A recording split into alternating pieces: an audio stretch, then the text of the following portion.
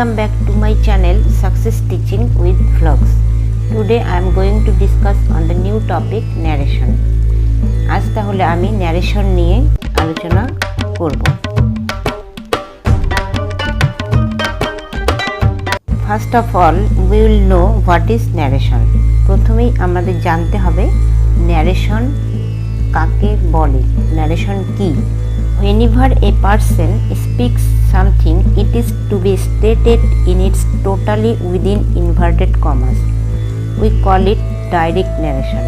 যখন কেউ কোনো কথা বলে তা ইনভার্টেড কমার সাহায্যে লেখা হয় বা প্রকাশ করা হয়, একেই বলে direct narration. When the substance of the speech is reported changing the exact words of the speaker is called indirect speech বা indirect narration. বক্তার ওই কথাগুলি যখন পরিবর্তন করে জানানো হয় তাকে ইনডাইরেক্ট ন্যারেশন বলে। এই ডাইরেক্ট থেকে ইনডাইরেক্ট করতে গেলে আমাদের কিছু রুলস ফলো করতে হবে। তারও আগে যে কথাটা বলতেই হবে তা হলো এই ন্যারেশন আমরা টোটাল 5টি সেন্টেন্সের উপর করে থাকব, অর্থাৎ 5টি সেন্টেন্সের উপর ন্যারেশন চেঞ্জ হবে, ডাইরেক্ট থেকে ইনডাইরেক্ট আমরা করব। কি কি 5টি sentence? Assertive, imperative, interrogative, objective, exclamatory. এই টোটাল 5টা সেন্টেন্সের উপর ন্যারেশন হয় এবং এই 5টা সেন্টেন্সেরই প্রত্যেকেরই আলাদা নিয়ম আছে। কিন্তু আমাদের মনে রাখতে হবে আমি এই প্রথম 6টা নিয়ম লেখাবো বা 6টা নিয়ম করাবো। এই 6টা নিয়ম হলো প্রত্যেকটি সেন্টেন্সের ক্ষেত্রেই প্রযোজ্য, অর্থাৎ যে 5টা সেন্টেন্সের উপর আমরা ন্যারেশন চেঞ্জ করব সেই 5টা সেন্টেন্সের ক্ষেত্রেই মূল 6টা নিয়ম লাগবে।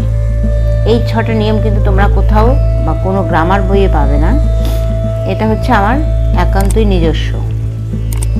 ন্যারেশন ডাইরেক্ট থেকে ইনডাইরেক্ট করতে হলে আমাদের 6টি নিয়ম চেঞ্জ করতে হবে, যে 6টি নিয়ম 5টি সেন্টেন্সের ক্ষেত্রেই প্রযোজ্য।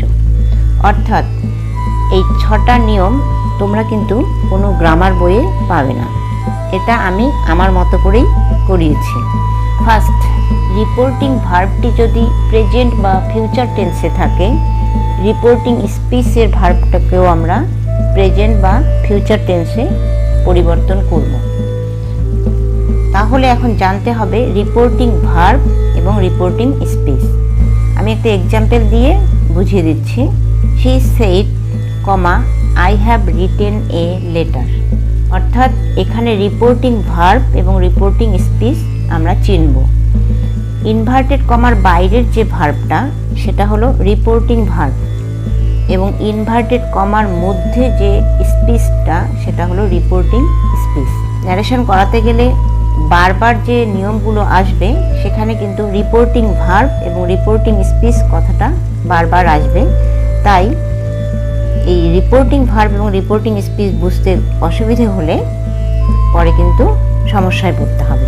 তাই আমরা জানবো যে ইনভার্টেড কমার বাইরের ভার্বটা হলো রিপোর্টিং ভার্ব, ইনভার্টেড কমার মধ্যে স্পিচটা হলো রিপোর্টিং স্পিচ। তাহলে ফার্স্ট নিয়ম অলরেডি হয়ে গেছে। সেকেন্ড, রিপোর্টিং ভার্বটা যদি পাস্ট টেন্সে থাকে তাহলে রিপোর্টিং স্পিচের ভার্বটাকেও আমাদের পাস্ট টেন্সে পরিবর্তন করতে হবে। থার্ড, রিপোর্টিং ভার্বটি যদি পাস্ট টেন্সে থাকে এবং রিপোর্টিং স্পিচটি যদি চিরন্তন সত্য বা ইউনিভার্সাল ট্রুথ হয় তাহলে কিন্তু রিপোর্টিং ভার্বটি পাস্ট টেন্সে থাকলেও আমরা রিপোর্টিং স্পিচটিকে কোনো রকম পরিবর্তন করব না। এখানে একটা এক্সাম্পল দিচ্ছি। Teacher said, inverted comma, the sun rises in the east. শিক্ষক মহাশয় বলেছিল সূর্য পূর্ব দিকে ওঠে। অর্থাৎ সূর্য আগেও পূর্ব দিকে উঠেছিল, এখনও ওঠে, ভবিষ্যতেও উঠবে। এটা কিন্তু কখনোই চেঞ্জ করা যাবে না।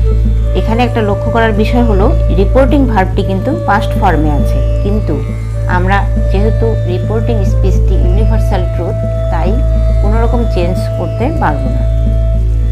ফোর্থ, রিপোর্টিং ভার্ব এবং রিপোর্টিং স্পিচের ভার্ব দুটোই যদি পাস্ট ফর্মে থাকে তাহলে রিপোর্টিং স্পিচটি পাস্ট পারফেক্ট টেন্সে পরিবর্তন করতে হবে।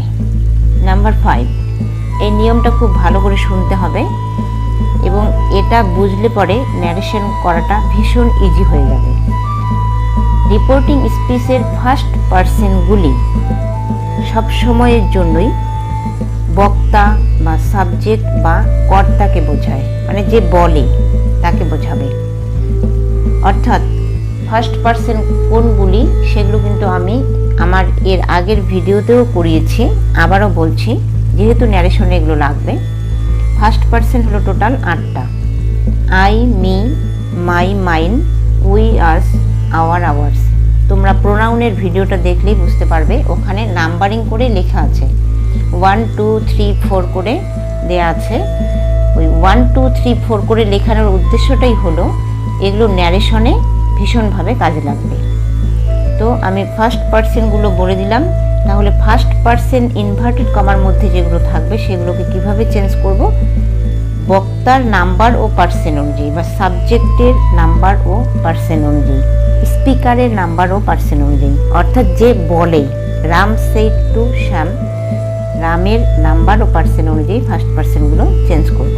নাম্বার 6, ইনভার্টেড কমার মধ্যে যেগুলো সেকেন্ড পারসন থাকবে সেগুলো কিন্তু স্পিকার যাকে বলে তার নাম্বার ও পারসন অনুযায়ী চেঞ্জ হবে। অর্থাৎ ইনভার্টেড কমার মধ্যে কোনো ফার্স্ট এবং সেকেন্ড পারসন থাকলে সেগুলো আমরা স্পিকার ফার্স্ট পারসন এবং সেকেন্ড পারসনগুলো স্পিকার যাকে বলে তার নাম্বার ও পারসন অনুযায়ী চেঞ্জ করে দেব।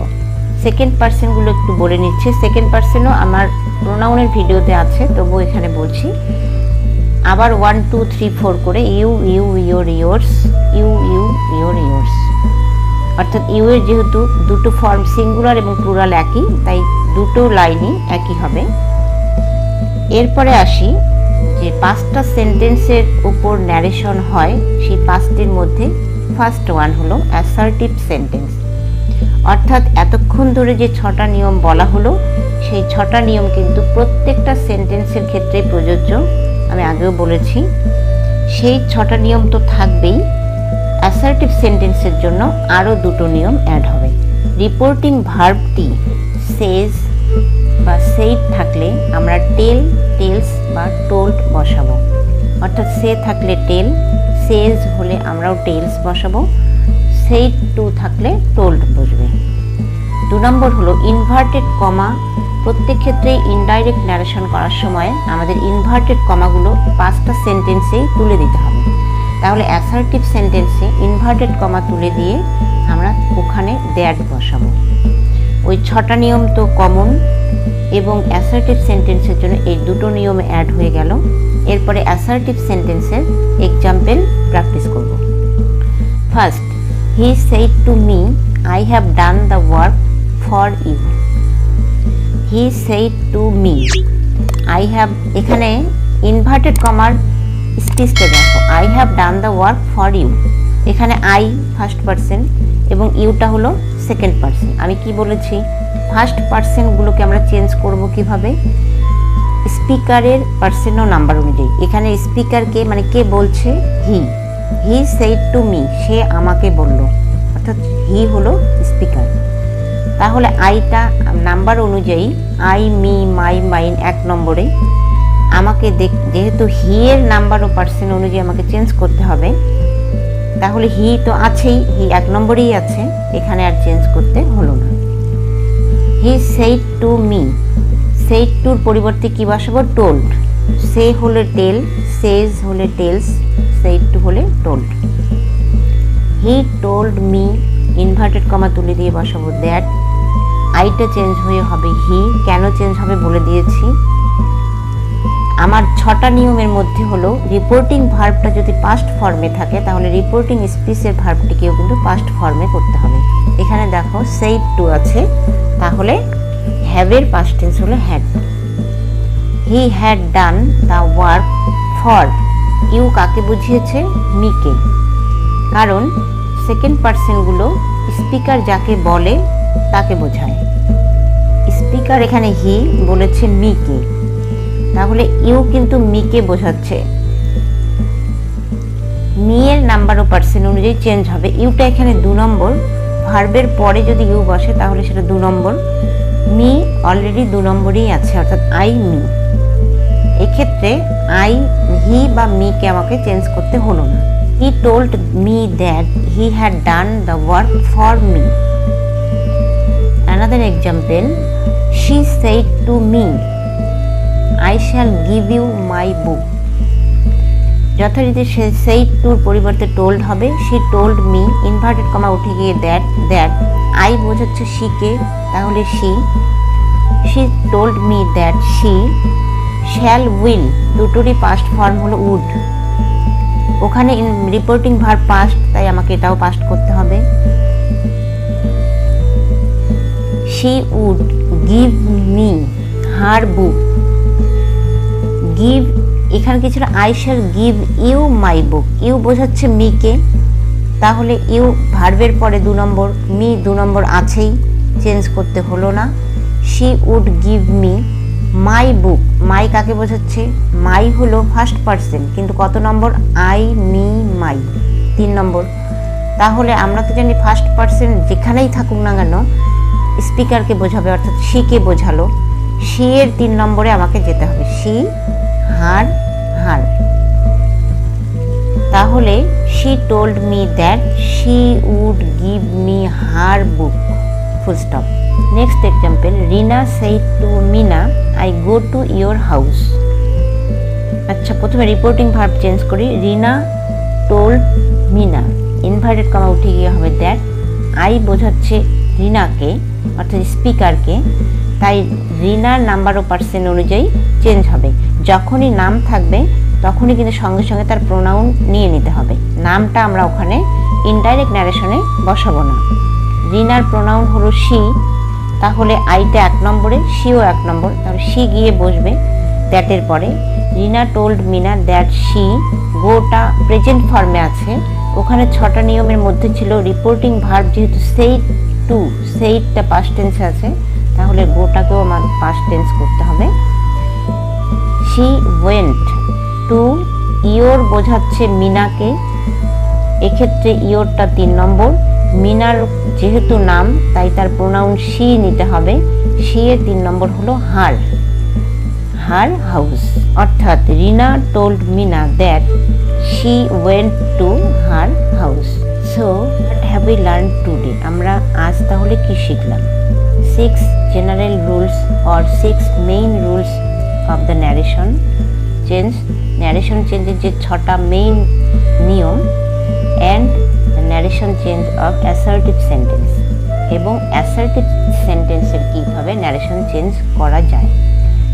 In my next video we will learn the narration change of part 2. Watch my next video. Thank you so much. Be safe, be healthy.